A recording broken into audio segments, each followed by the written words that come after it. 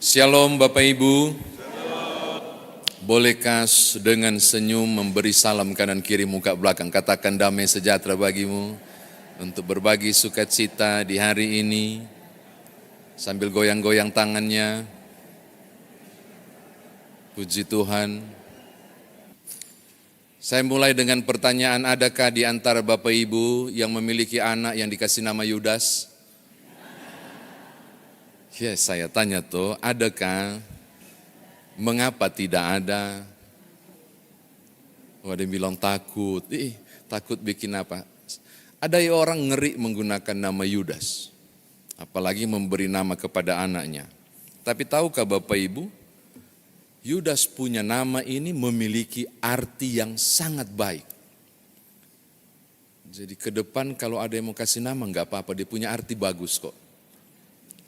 Yudas ini sebenarnya nama Ibrani yang dihelenisasikan, maksudnya ini sebenarnya nama Ibrani yang diyunanikan.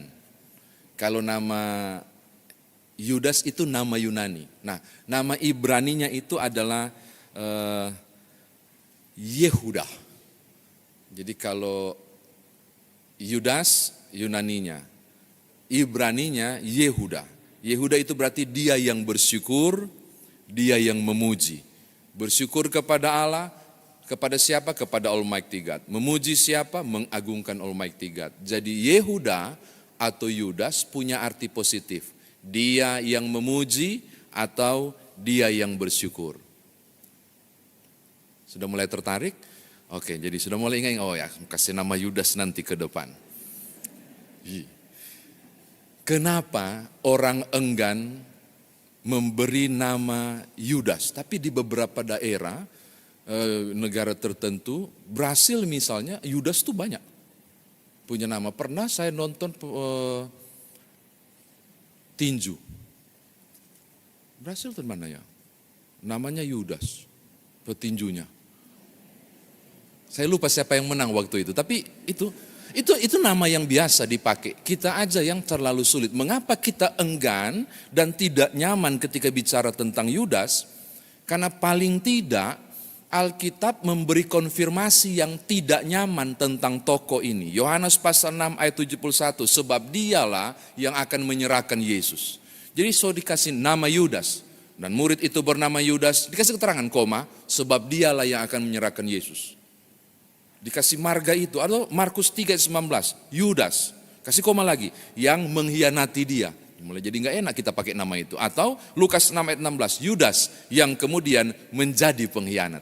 Jadi sebenarnya kata keterangan yang dimunculkan oleh Alkitab lah, dan peristiwa yang terjadi tentang Yudas lah, saya kira yang menyebabkan orang enggan, orang Indonesia barangkali, orang luar negeri enggak, yang enggan menggunakan nama ini. Padahal dia memiliki nama yang sangat istimewa.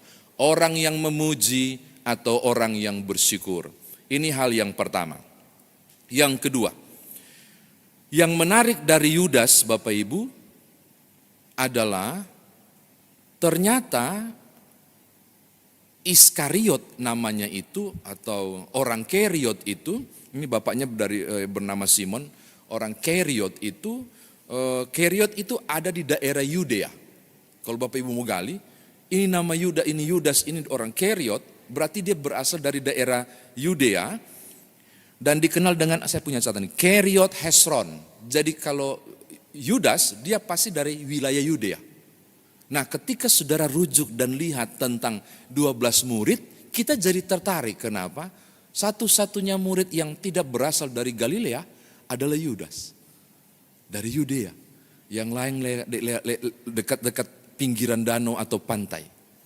Tapi kalau Yudas justru dari Yudea. Bukan dari Galilea.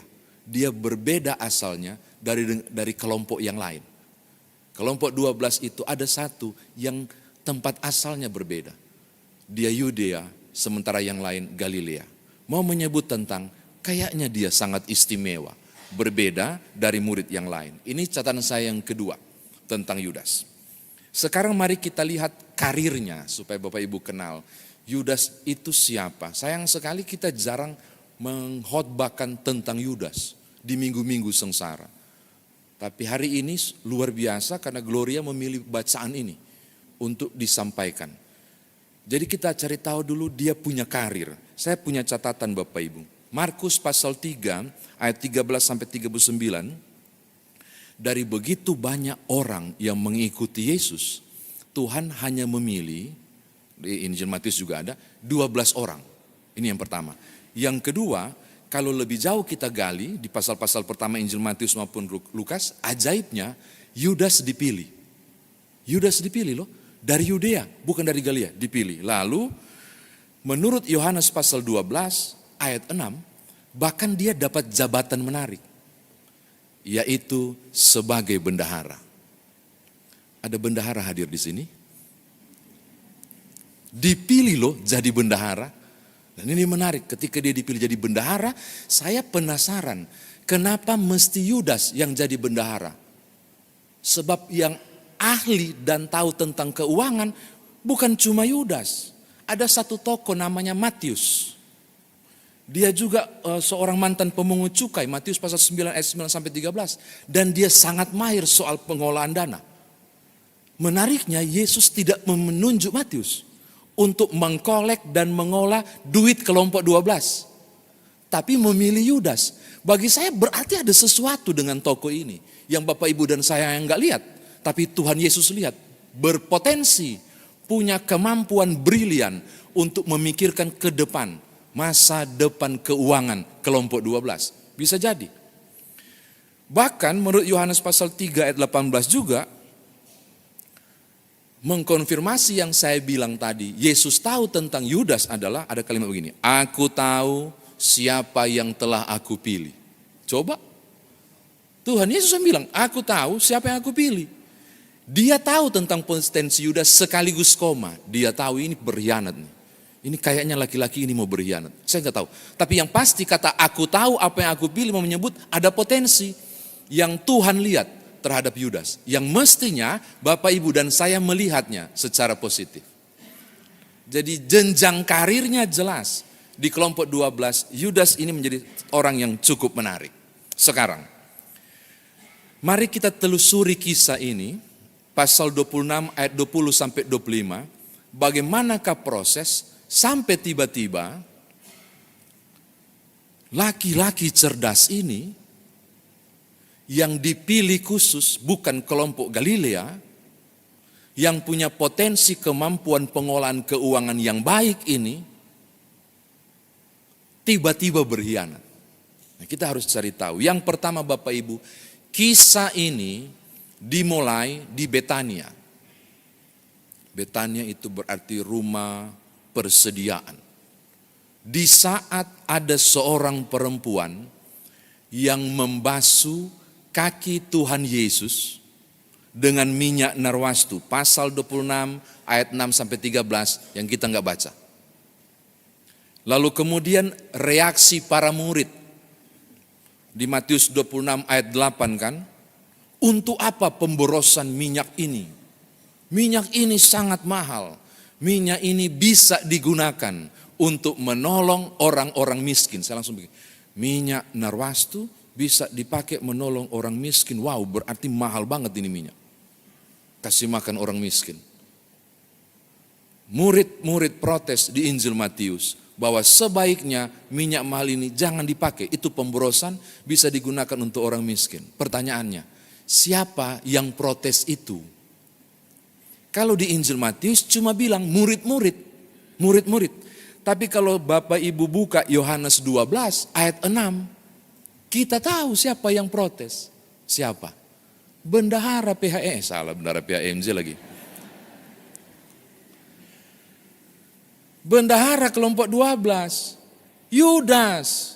Dan kalau saudara baca Yohanes pasal 12 ayat 6, tolong buka Yohanes pasal 12 ayat 6.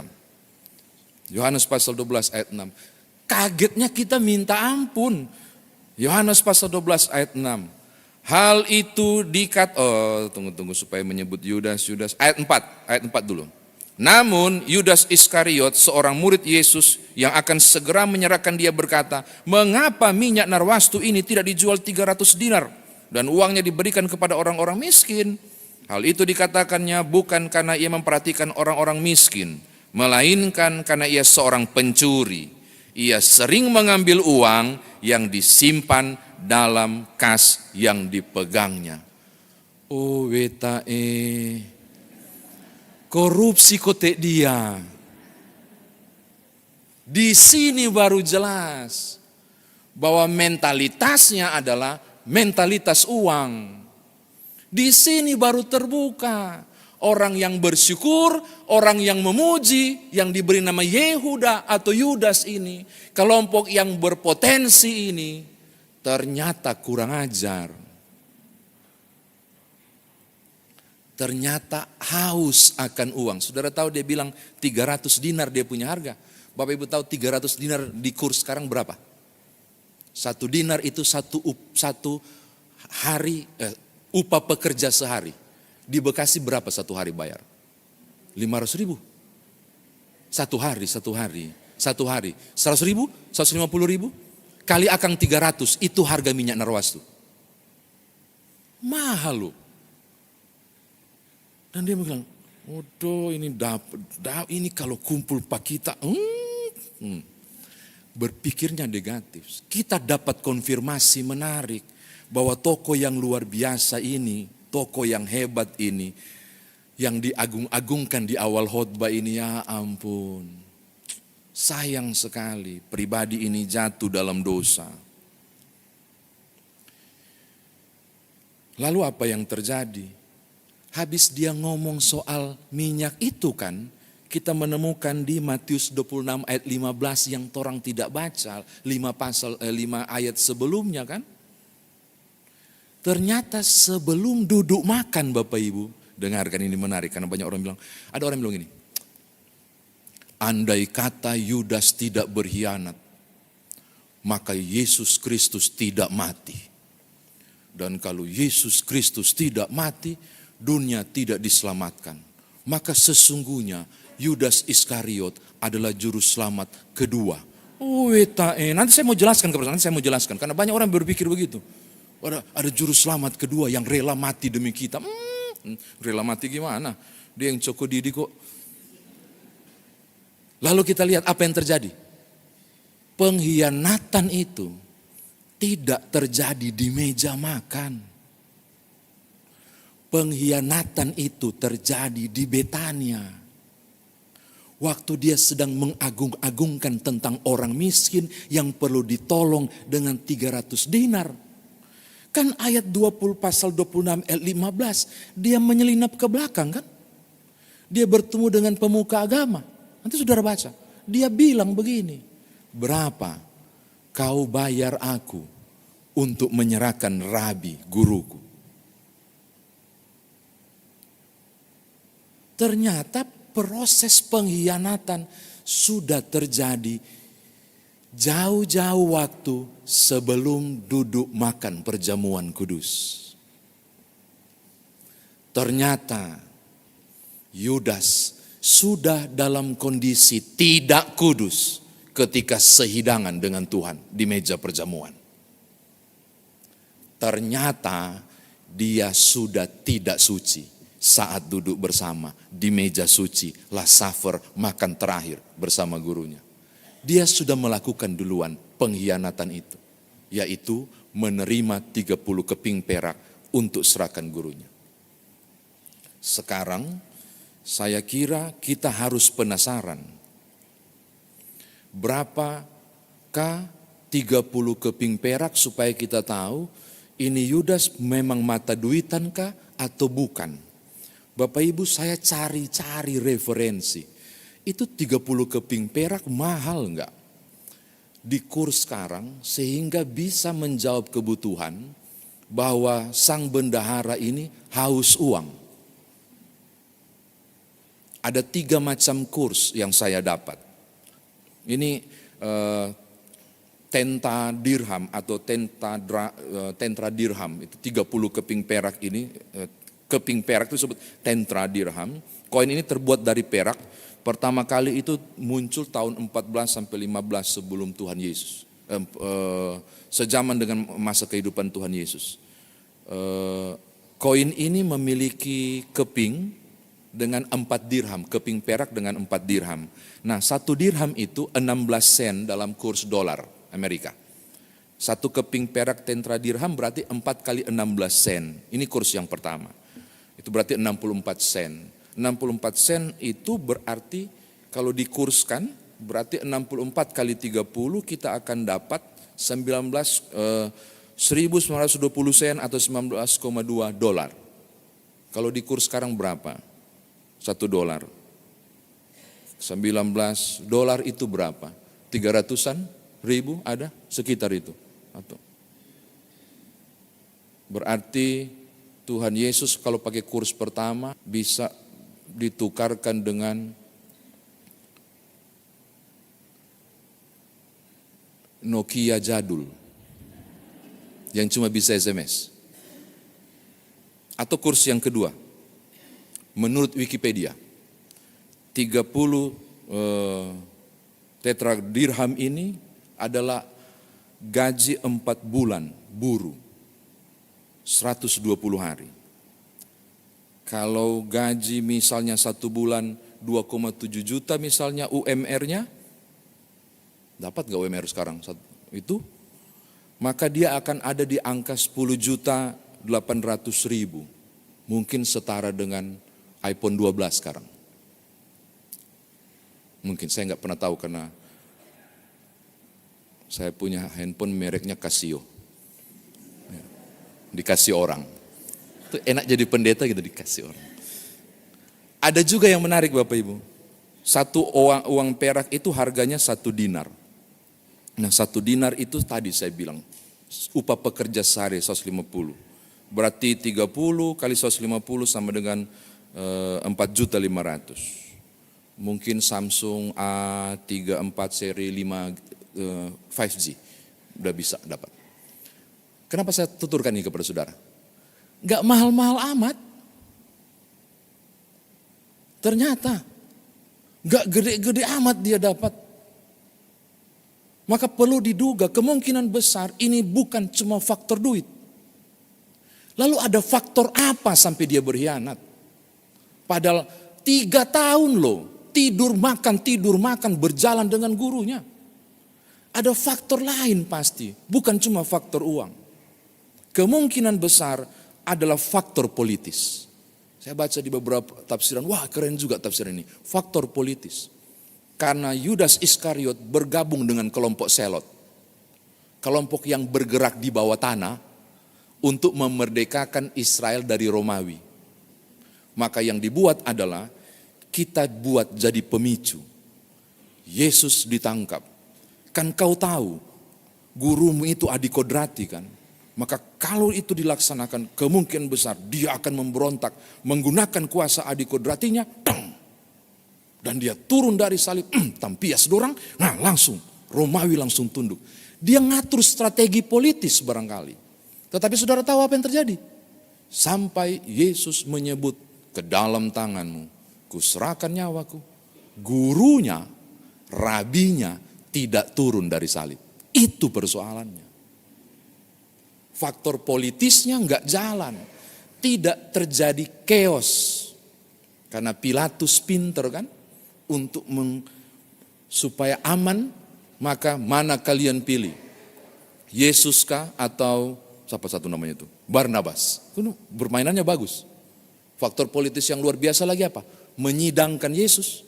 Terjadi di waktu malam, dini hari. Padahal menurut aturan harus diperhadapkan dengan 2 atau 3 saksi. Malam tidak ada saksi. Makanya sejak awal pengadilan di Mahkamah Agama, Yesus sudah dicurangi. Ini terjadi loh. Maka saya mau katakan begini, faktor politis mungkin benar. Faktor uang juga barangkali, walaupun tidak besar juga keuntungannya. Cuma dapat iPhone kok. Mengapa dia bunuh diri? Orang bilang, karena dia sadar, karena dia bertobat, tidak. Kalau dia bertobat, dia minta ampun. Tapi yang terjadi adalah dia menggantungkan diri. Dan Matius pasal 27 ayat 5-8 dia gantung diri. Ayat 6, uang itu tidak diterima. Dia kan lempar, dia kembalikan. Maka mahkamah bilang, no, kita nggak boleh terima. Kenapa? Karena uang ini uang darah, uang pengkhianatan, nggak boleh. Akhirnya apa? Ketika dia gantung diri, 30 keping perak dipakai beli sebidang tanah yang diberi nama Hakaldama, tanah darah. Yang konon katanya nggak ada tumbuh sama sekali apapun di situ. Kasihan, Yudas mati. Saya kira demikian firman Tuhan ditafsirkan bagi kita. Nah, sekarang bagaimana kita bawa dalam kehidupan beriman kita? Yang pertama, Bapak Ibu,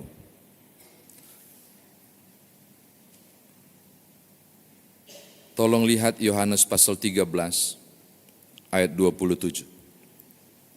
Yohanes pasal 13 ayat 27.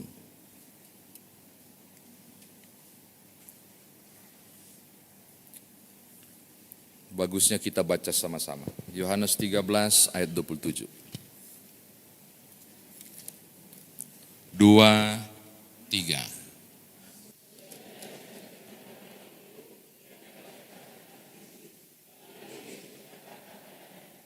Apa yang hendak kau perbuat? Menjawab pertanyaan orang lain tentang Yudas.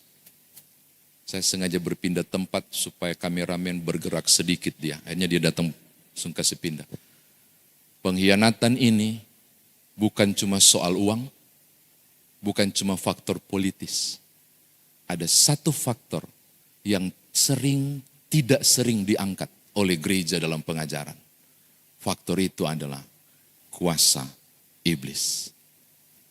Oh, ini hal pertama yang saya mau bawa, meminta Bapak Ibu bawa pulang.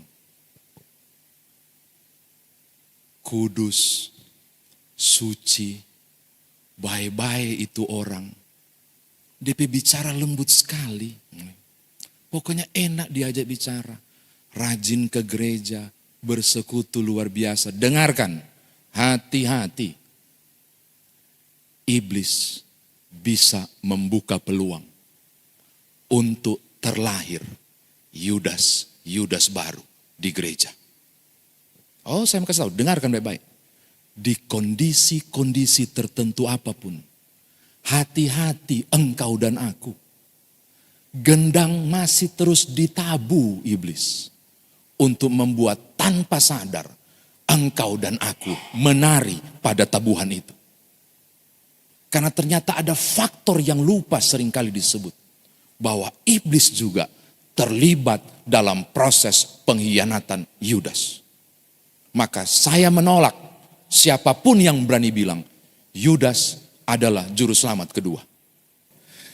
Maka poin pertama ini perlu digali lebih jauh. Kelihatan berpotensi loh. Satu-satunya orang Yudea dibandingkan kelompok Galilea.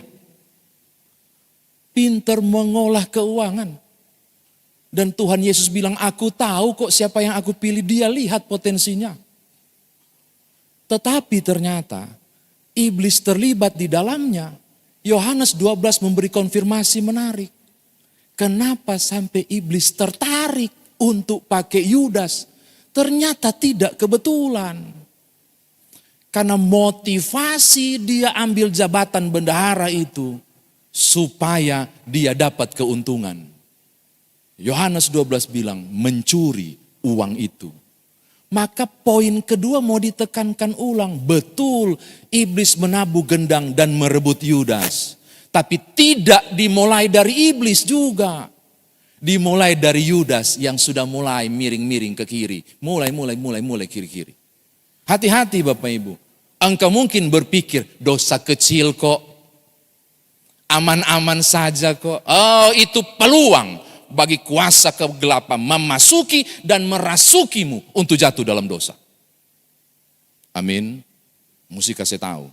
Supaya, iblis bisa pakai siapapun loh. Dan menggoda siapapun. Ketahanan kita diuji di situ. Kenapa Yudas kalah? Karena memang sudah niat jahat. Karena Alkitab sudah bilang kan memang dia ternyata suka mencuri. Belum soal keping perak, tapi sudah mencuri. Ini hal yang pertama untuk dibawa pulang. Yang kedua, apa beda antara Yudas dan Petrus? Bagi saya, dorang dua nyanda ada beda. Oh beda pendeta, Petrus itu cuma menyangkal. Yudas berkhianat, sama. Menyangkal itu berkhianat. Oh, kau kenal orang itu? Nah bukan. Nggak tahu dari mana dia. Ayam berkokok dia menyangkal Yesus 3 kali kan.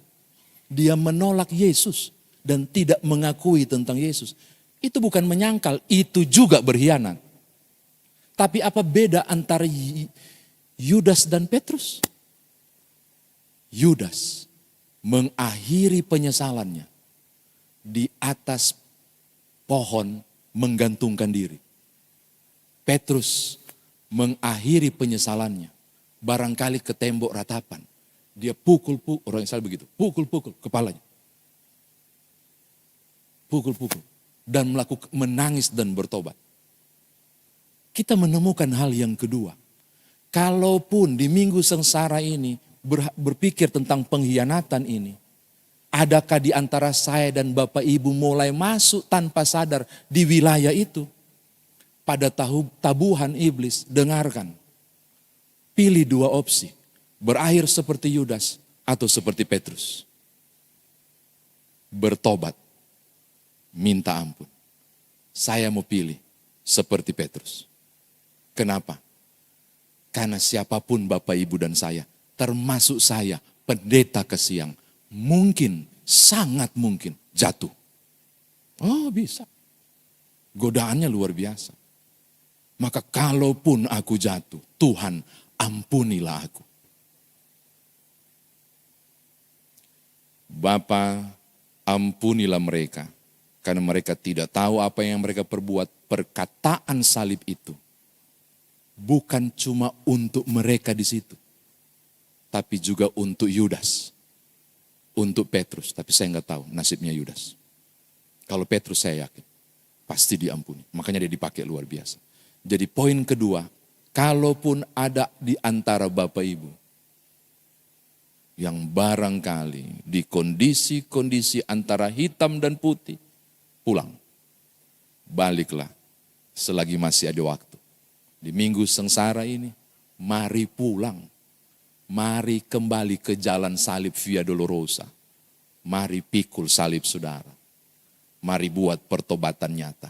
Selagi masih ada kesempatan. Ini yang kedua. Yang ketiga. 3 Bapak Ibu, yang kiranya Bapak Ibu bisa bawa pulang. Berkhianat bukan soal 30 keping perak. Menyangkal pun itu berkhianat. Melakukan hal-hal yang Tuhan tidak kehendaki, itu pun berkhianat. Yang paling sederhana adalah membuat skisma dalam persekutuan, itu pun berkhianat. Atau barangkali, tunggu dulu. Paling gampang. Situasi yang tidak nyaman dalam persekutuan. Orang Makassar bilang baku bombe. Orang mana bilang baku feyem. Indonesia bilang nanti Desember baru jabat tangan. Di sini aman-aman kah? Serius. Luar biasa berarti. Tidak usah dilanjutkan ini khotbah, berarti aman. Melukai hati sesama. Bicara tidak terkontrol, lalu orang terluka. Oh Bapak Ibu, kita sedang tidak mengajarkan kasih Kristus. Hati-hati, iblis bisa menabuh gendang pada tindakan itu. Menjadi luka yang lebih besar dalam persekutuan. Hal ketiga untuk dibawa pulang di minggu Prapaskah pertama, memasuki Jumat Agung. Ini hari apa? Selasa, Rabu, Kamis, Jumat nanti. Saya kira di meja perjamuan, kita mesti layak. Namanya perjamuan kudus, namanya sakramen. Kita pun mestinya tidak seperti Yudas. Yang duduk sehidangan dengan Tuhannya. Dia main belakang sebelumnya. Dia dalam kondisi tidak kudus. Ada di meja itu, saya mau katakan hal yang sama. Rabu, Kamis, Jumat. ada 3 hari kesempatan. Bapak Ibu mengoreksi diri dan saya agar tidak terkategori mentalitas Yudas yang duduk sehidangan dengan Tuhan tapi dalam kondisi yang tidak layak. Lepaskan pengampunan. Terluka sekalipun. Nggak bisa pendeta, dia yang salah. Kita yang terluka. Mestinya dia yang datang minta maaf. Itu banyak juga perkataan pembelaan yang begitu. Maka dia yang salah lah yang datang. Kalau saya ditanya begitu, betul Bu atau Pak, Bapak yang benar. Bapak yang benar, Ibu yang benar. Tapi justru karena Bapak yang benar dan Ibu yang benar, pigi ju. Dan maafkan. Baca Roma 12. Barang siapa yang benar, datang pergi, melepaskan pengampunan. Justru kepada yang mengkhianati, dia sedang menumpuk bara api di kepalanya. Hihihi. Keren banget tuh ayat itu. Maka kalau orang yang bikin sakit hati ke saya, akan ku datangi rumahnya. Saya minta maaf. Tapi tulus.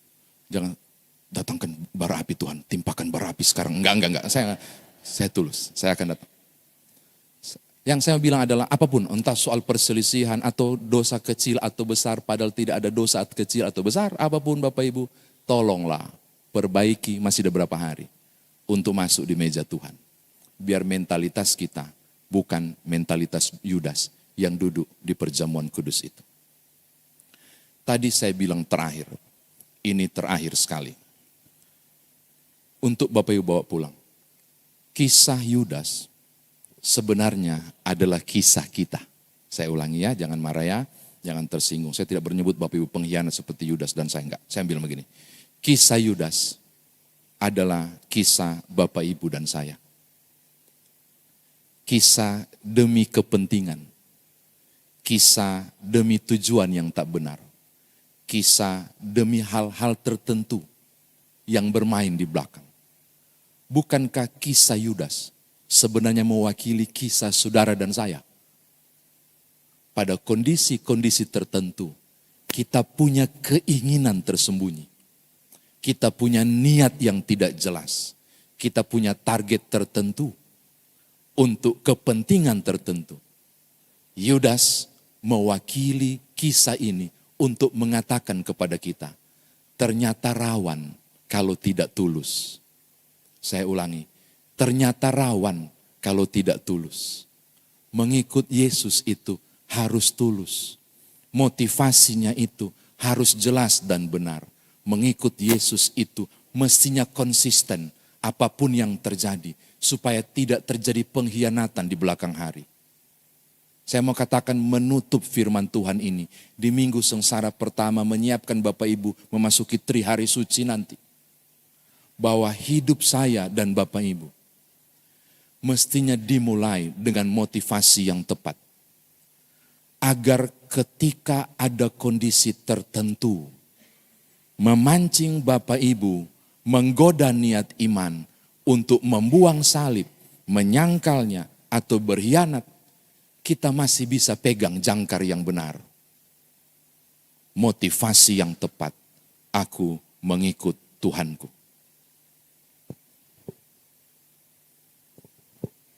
Bapak Ibu lihat ada gambar ikan di sini toh? Ini benarnya ke kiri atau ke kanan ikannya? Itu bahasa Yunaninya iktus. Apa arti iktus? Iktus itu bahasa Indonesianya adalah ikan. Tapi huruf-huruf pertamanya itu punya makna. Yesus Kristus, anak Allah juru selamat.